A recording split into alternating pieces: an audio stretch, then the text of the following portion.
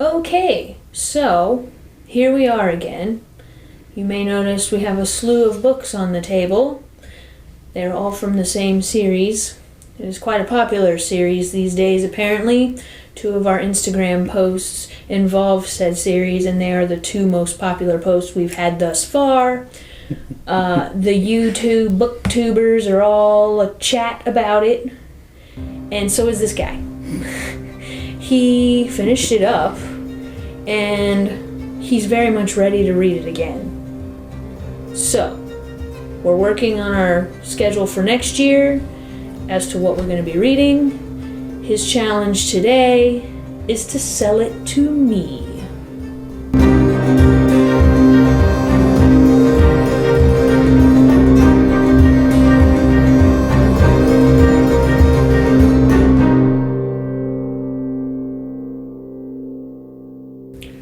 Well, overall, I would say, as of right now, my favorite series that I've ever read. Okay. Why?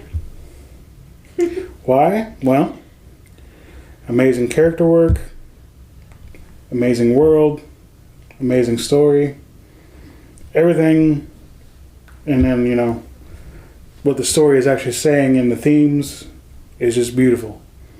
And a lot of philosophical thought in there. Okay, without, revealing too much, can you give me, like, a little summary as to what it's about?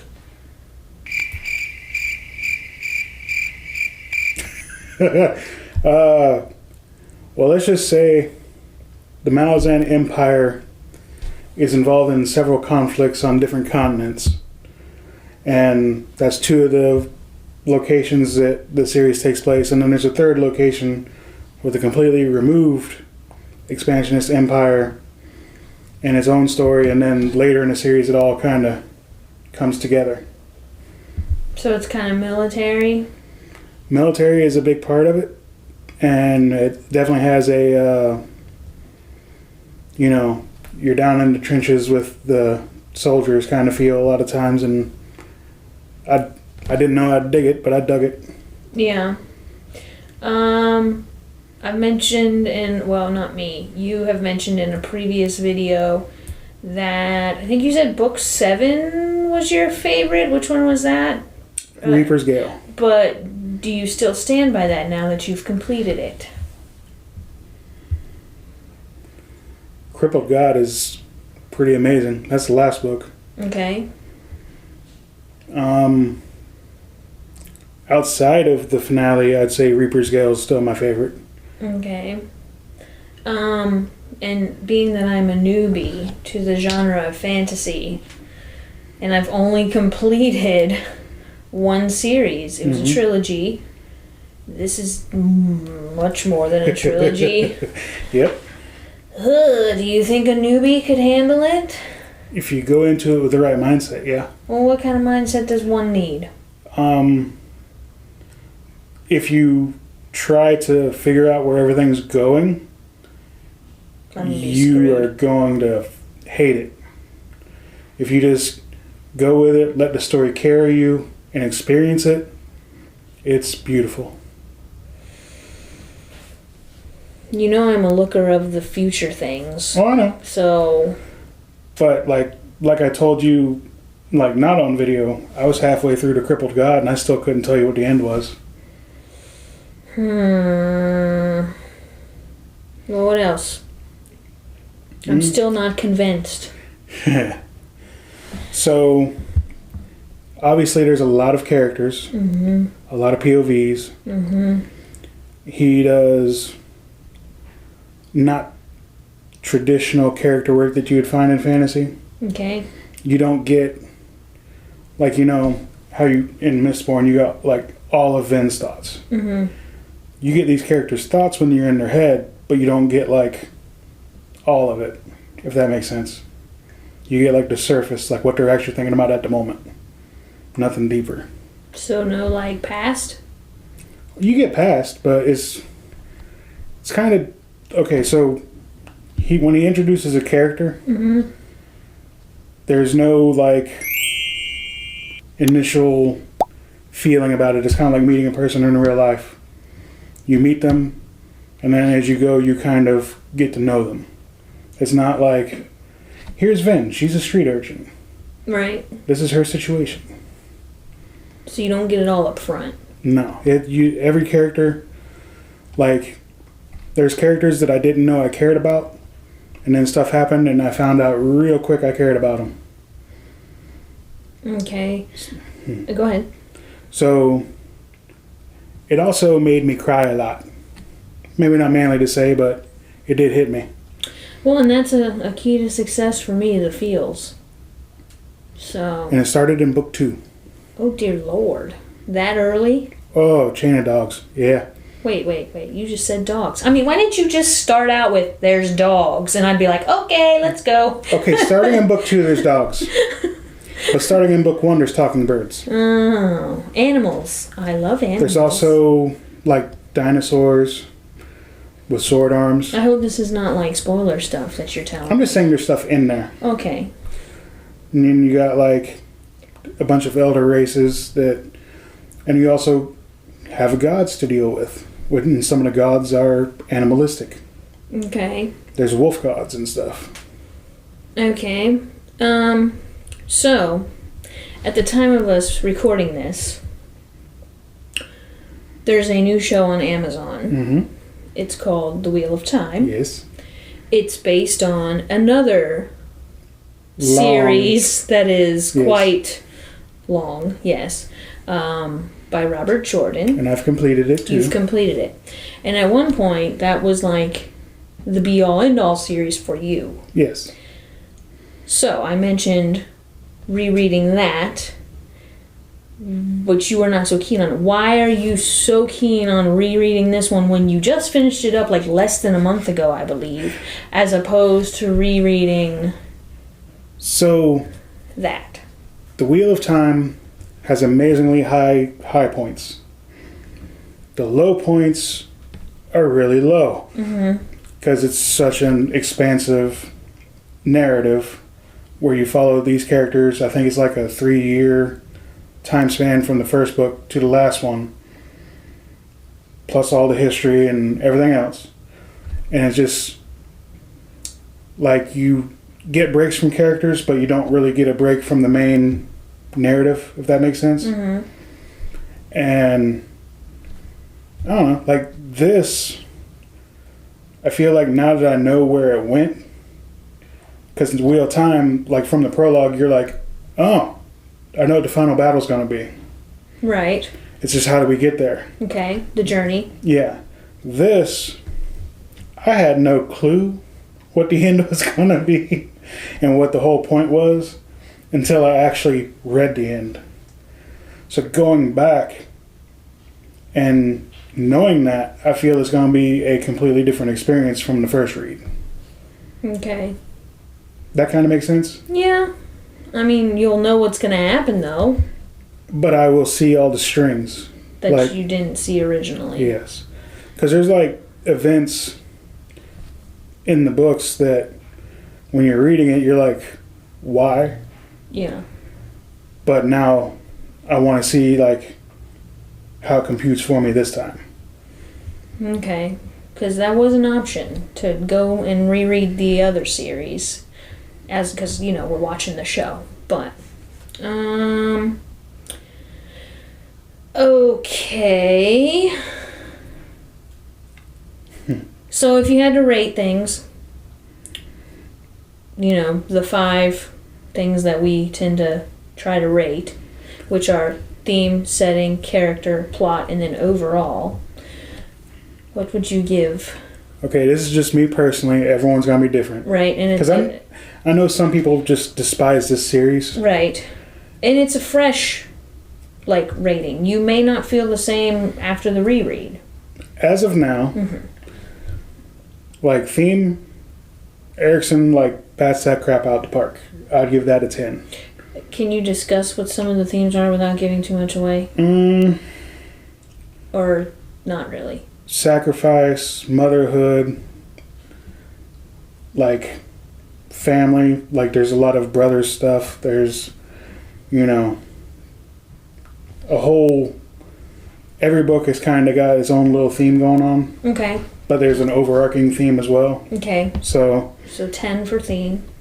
And then, like, setting. Mm-hmm. As far as the world building, he didn't build it alone.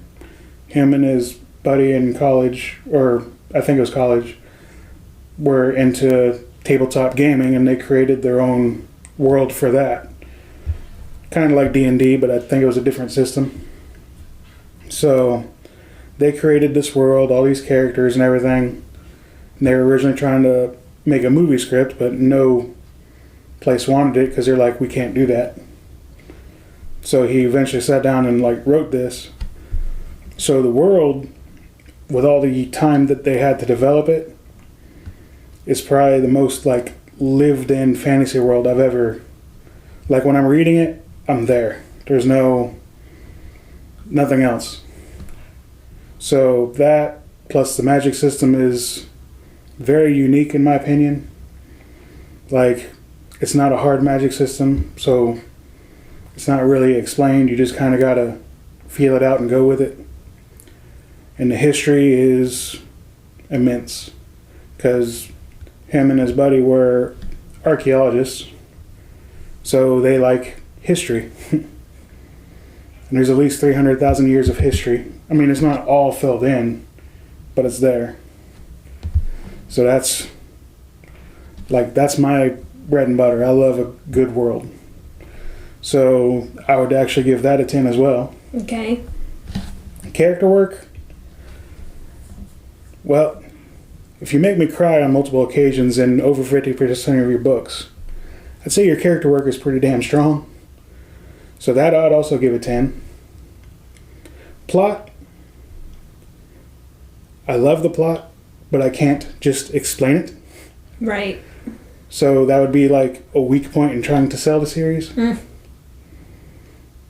So that, even though I love it, since I can't just like easily go, hey, it's about this, you should check it out. You know, I would give that an 8 or a 9. Overall enjoyment, I've never been like, can't really say happy. I've never enjoyed reading a series as much. So that I would give a 10 right now as well. And we can revisit these numbers later, see if I feel different. Well, you know, if I decide to buy the sell, I would be eventually giving my thoughts. So then that's when we could revisit. But I can kind of give you my thoughts on the first book. Just to kind of like how it starts. Yeah, so what's the first book? Gardens of the Moon. That would be the very bottom one? Yep, the thinnest one. Of course. So it gets progressively... Oh my god. The second half is very heavy. Does it move, though? What do you mean? Like, does it move? Like, yeah, these are really thick books, but they read quick because it's moving. Or is it like a slog? I didn't feel any slog except for if a particular storyline wasn't connecting to me. Then it felt a little bit longer. But that's just like a personal thing. Mm-hmm. The payoff still generally hit for each storyline, so you might have some stall points, but it's not like wheel time stall points. Okay. So anyways, back to first one, Gardens of the Moon. So Gardens of the Moon is the Malazan army is on Genebacus, and they're trying to conquer the last remaining free cities there. Okay. That's the setup of the whole, plot there. And then, so this big massacre happens in one of the cities very early on, chapter 2. And then you have a Malazan point of view where you're with the bridge burners. Then you have the Darujistan Phoenix Inn crew, also his point of view. So you're getting both sides of the conflict. And then you have kind of outside POVs, and you're seeing like this whole sweeping plot of what's going on with the Malazans versus Darujistan and how the Empire's trying to take it. But there's also, issues with Malazan at the moment because there's a changing of power and the consequences of that. So Malazan's like a city? It's an empire. So there is a Malaz city. That's one of the bases of operation, but it's not really the capital anymore. Okay. Mm-hmm. Am I supposed to make the commitment now? You don't have to, but... I'm sure you would like it to be recorded so I can't back out, because you know I would try. Because this just seems very daunting. Well, we could do what others have done and do like one book every couple of months, so you don't have to just sit down and nail it. Yeah, well, there would be no sitting down and nailing it with this one. It took me a year, pretty much exactly. Yeah. That's with reading other stuff, but like this was my focus series for basically a whole year. Went from November to November. And I remember last year I pre-ordered Fires of Vengeance, which is the second book of the Rage of Dragon series by Evan Winters. Mm-hmm. I read that, and then I was waiting for Rhythm of War from Sanderson, Stormlight Archive. And then I had seen something that said, you know, Malazan has one of the biggest worlds, and I'm like, I'll try it. Pick up Gardens of the Moon. I read that. Rhythm of War shows up, and I'm like, I don't know if I want to read Rhythm of War or if I want to get the book 2 of Malazan, because I wanted answers. It answered some things, but I had so many questions that I just wanted to keep going. So that's, you know. Okay. Did you ever read Rhythm of War? Yeah. Okay. So. This knocked, you know, Stormlight Archive down for me, so. Because for a while that was my favorite series. Yeah. Well, I'm not going to say yay or nay right now. If you, viewers, have read this series or are reading this series and you think it's worth jumping on board, sell it to me in the comments. I will give a disclaimer.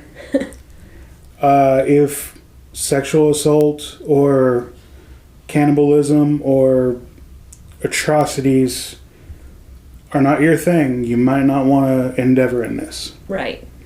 Because it does hit on a lot of the darker parts of humanity. Yeah, that's what I've heard on some of the other channels. And I guess this will be a to be continued. We'll make our announcement when we do our video for 2022 in a few weeks. I'm ready to read it again. Oh my gosh.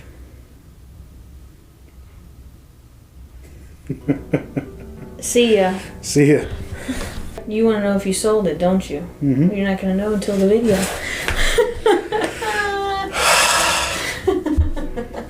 Blast!